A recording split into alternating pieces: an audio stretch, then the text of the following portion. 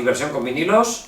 En esta primera entrega vamos a descubrir, o a redescubrir para muchos, uno de los grandes discos del pop y del rock del siglo XX, como es, nada más y nada menos que el Abbey Road de los Beatles.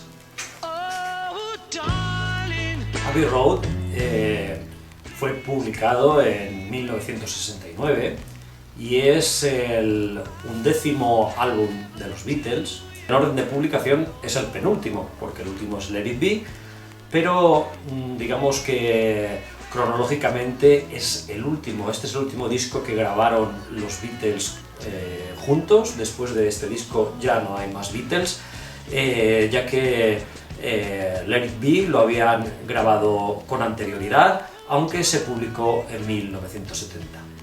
Es decir, que este es un cierre de oro para los Beatles. Para mí musicalmente es el mejor álbum de los Beatles, mucho mejor incluso que Sgt. Pepper's. Bueno, es una opinión. Y vamos a hablar también de lo que es una de las portadas más famosas e icónicas del mundo del vinilo. Es esta portada en que los 4 Beatles, John, Paul, George y Ringo, cruzan la calle, precisamente en la calle Abbey Road, donde están los estudios de Abbey Road en Londres.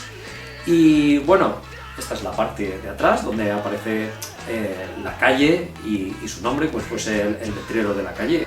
La portada esta tiene su historia porque inicialmente estaba previsto que los 4 viajasen en avión privado al Everest para hacerse una foto allí en el Everest. De hecho, el disco se iba a llamar Everest, pero al final, después de las sesiones de grabación, estaban todos tan cansados que Paul decidió pedirle al fotógrafo que se hiciesen unas cuantas fotos tal como iban vestidos en ese momento en la calle. El fotógrafo, Macmillan, tomó 6 o 7 fotografías y se eligió esta como portada de los Beatles, en la que hay varias cosas curiosas, como que Paul McCartney va a sostener un cigarrillo y va descalzo. No se sabe muy bien si va descalzo o si tiene unas chanclas, pero es una de las cosas curiosas. También hay otra cosa curiosa, es que esta portada ha sido tan icónica que muchos de sus elementos se han hecho famosos de por sí. Por ejemplo, aquí tenemos un Volkswagen Escarabajo que también se hizo muy famoso. De hecho, la matrícula de este coche la robaron varias veces hasta que el dueño decidió subastar el coche por un porrón de dinero, y ahora creo que está en un museo de Berlín. Luego aquí también parece una persona que estaba por allí pasando, un turista americano, que se dio cuenta varios meses después de que había salido en la portada del disco de los Beatles, cuando vio el disco en el disco. En fin, esta portada más ha sido una portada parafraseada, imitada por diversas series de televisión, desde los Simpson hasta muchos otros digamos famosos que han hecho sus apariciones, han imitado la portada de Abbey Road. Y bueno, y todos los días son cientos de turistas, como algunos de los que veis aquí, que se intentan parar el tráfico en esta concurrida calle londinense para hacerse una foto imitando a los 4 de Liverpool en esta famosa portada. Respecto a la música de Abbey Road, como os he dicho ya, es una maravilla. No voy a entrar en las descripciones de si es mejor o es peor que Sgt. Pepper's, no quiero más incidentes. Bueno, vamos a ver. Lo primero que tenemos que ver es que, fijaos, aquí aparece la famosa manzana de los Beatles, que habían creado su sello discográfico, Apple Records, que luego ha tenido muchas batallas legales con la compañía Apple, los fabricantes de los ordenadores.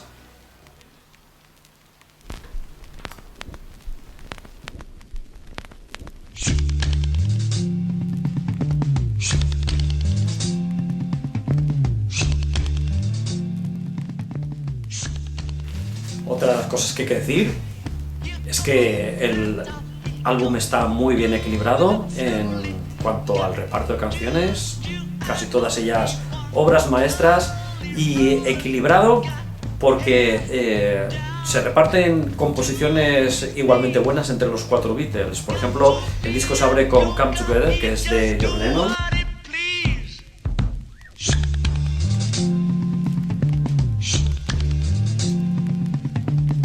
segunda canción de John Lennon es I Want You, She's So Heavy.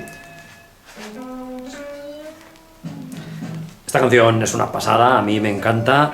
Es una canción que compuso junto con Yoko Ono, que causó bastantes problemas con el resto de los Beatles, que no se llevaba muy bien con la mujer de John Lennon. Y es una canción larga que contiene un ritmo obsesivo que se repite continuamente, que va variando y que termina de un modo abrupto.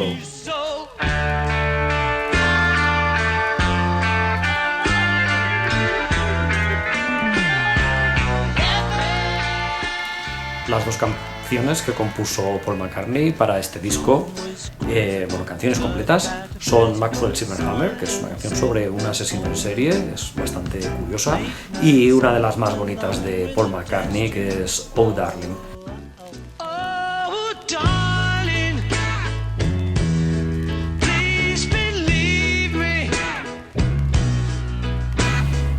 También el disco tiene como curiosidad una de las pocas canciones que compuso Ringo Starr. Él componía muy ocasionalmente, tampoco le dejaban mucho, la verdad, y en este compone una de las que han sido más famosas de él, que es Octopus Garden. Es una canción bastante graciosa, un poco intrascendente, es contrapunto al resto del disco, pero bueno, es una canción que está muy bien. Y sobre todo la joya de la corona de este disco son las dos composiciones de George Harrison, que son Something y sobre todo Here Comes the Sun, que es una de las mejores canciones de los Beatles y que George Harrison estaba quizás en su mejor momento de forma.